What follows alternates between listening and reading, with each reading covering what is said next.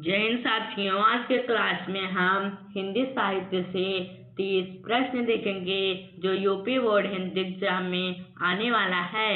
इसलिए इस वीडियो को शुरू से एंड तक जरूर देखिए और अगर आप चैनल पर नए हैं तो चैनल को सब्सक्राइब कर ले ताकि वीडियो का पहला नोटिफिकेशन आपके पास जरूर पहुंचे।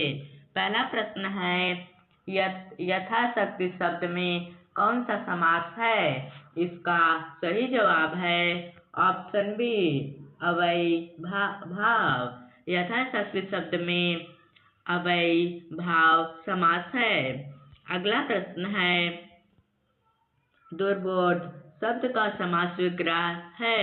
इसका सही जवाब है ऑप्शन बी, जो बोध में कठिन हो। अगला प्रश्न है, प्रयुक्त प्रकार शब्द में उपसर्गों की संख्या है। इसका सही जवाब है ऑप्शन बी, 2। प्रयुक्त प्रकार शब्द में उपसर्गों की संख्या 2 है। अगला प्रश्न है, वह पढ़ता है पर समझ में नहीं आता वाक्य है। इसका सही जवाब है ऑप्शन सी, संयुक्त। वह पढ़ता है पर समझता नहीं संयुक्त वाक्य है। अगला प्रश्न है, आसमान सिर पर उठाना का अर्थ है बहुत शोर मचाना। आसमान सिर पर उठाना का अर्थ है बहुत शोर मचाना। अगला प्रश्न है, कामायनी के नायक हैं। इसका सही जवाब है ऑप्शन ए, मनु। कामायनी के नायक मनु हैं। अगला प्रश्न है, छायावाद के 4 स्तंभों में कौन नहीं शामिल है? इसका सही जवाब है ऑप्शन सी, दिनकर। छायावाद के 4 स्तंभों में दिनकर नहीं शामिल हैं। अगला प्रश्न है, अतुलनीय शब्द में प्रत्यय है। इसका सही जवाब है ऑप्शन बी, नीय। अतुलनीय शब्द में प्रत्यय नीय है। अगला प्रश्न है, बालक द्वारा पत्र लिखा गया वह वाक्य है। इसका सही जवाब है ऑप्शन बी, कर्मवाच्य। बालक द्वारा पत्र लिखा गया कर्मवाच्य है। अगला प्रश्न है, नीलकंठ में अलंकार है। इसका सही जवाब है ऑप्शन ए, रूपक। नीलकंठ में अलंकार रूपक है। अगला प्रश्न है, सूरसागर के रचयिता हैं। इसका सही जवाब है ऑप्शन सी, सूरदास। सूरसागर के रचयिता सूरदास हैं। अगला प्रश्न है, गोदान का कथानक मुख्यतः किस समस्या पर आधारित है? इसका सही जवाब है ऑप्शन बी, किसान जीवन। गोदान का कथानक मुख्यतः किसान जीवन की समस्या पर आधारित था।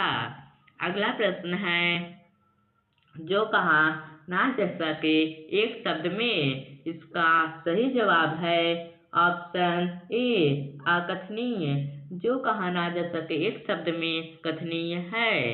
अगला प्रश्न है, जल ही जीवन है अलंकार है। इसका सही जवाब है ऑप्शन बी, रूपक। जल ही जीवन है रूपक अलंकार है। अगला प्रश्न है, रश्मि रथी किस आधारित है? इसका सही जवाब है ऑप्शन बी, महाभारत। रश्मि रथी महाभारत पर आधारित है। अगला प्रश्न है, अभिमान शब्द में उपसर्ग है। इसका सही जवाब है ऑप्शन बी, अभि। अभिमान शब्द में उपसर्ग अभि है। अगला प्रश्न है, जिसका कोई आरंभ ना हो एक शब्द में। इसका सही जवाब है ऑप्शन ए, अनादि। जिसका कोई आरंभ ना हो एक शब्द में, अनादि। अगला प्रश्न है, वह इतना थका कि गिर पड़ा वाक्य है। इसका सही जवाब है ऑप्शन सी, मिश्र। वह इतना थका कि गिर पड़ा वाक्य मिश्र है।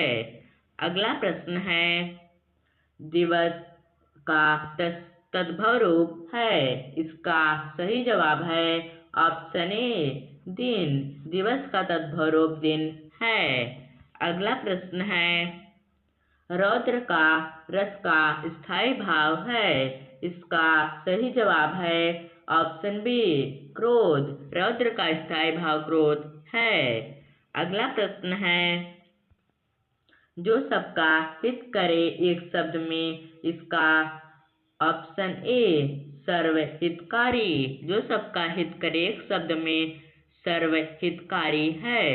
अगला प्रश्न है पंथ किस काव्य धारा से संबंधित है। इसका सही जवाब है ऑप्शन सी छायावाद। पंथ छायावाद काव्य धारा से संबंधित है। अगला प्रश्न है नयन का तत्सम रूप है। इसका सही जवाब है ऑप्शन डी नयन। नयन का तत्सम रूप तद्भव रूप नयन है। अगला प्रश्न है वह पढ़ चुका था काल है। इसका सही जवाब है ऑप्शन बी पूर्णभूत। अगला प्रश्न है हिमालय शब्द में समास है। इसका सही जवाब है ऑप्शन सी तत्पुरुष। हिमालय शब्द में समास तत्पुरुष है। अगला प्रश्न है जो कभी बूढ़ा ना हो एक शब्द में। इसका सही जवाब है ऑप्शन ए अजर। जो कभी बूढ़ा ना हो एक शब्द में उसे अजर कहते हैं। अगला प्रश्न है हर्ष का पर्यायवाची है। इसका सही जवाब है ऑप्शन बी आनंद। हर्ष का पर्यायवाची आनंद है। अगला प्रश्न है वह इसलिए सफल हुआ क्योंकि उसने परिश्रम किया। वाक्य है इसका सही जवाब है ऑप्शन सी मिश्र। वह इसलिए सफल हुआ क्योंकि उसने परिश्रम किया। मिश्र वाक्य है। अगला प्रश्न है दुर्जेय शब्द का अर्थ है। इसका सही जवाब है ऑप्शन बी जिसे जीता ना जा सके। दुर्जेय शब्द का अर्थ जिसे जीता ना जा सके। अगला प्रश्न है श्रद्धा और इड़ा किस काव्य की पात्र हैं। इसका सही जवाब है ऑप्शन बी कामायनी। श्रद्धा और इड़ा कामायनी काव्य की पात्र हैं। थैंक यू दोस्तों। अगर आप ऐसा वीडियो देखना चाहते हैं तो हमारे चैनल को सब्सक्राइब कर लें ताकि वीडियो का पहला नोटिफिकेशन आपके पास जरूर पहुंचे।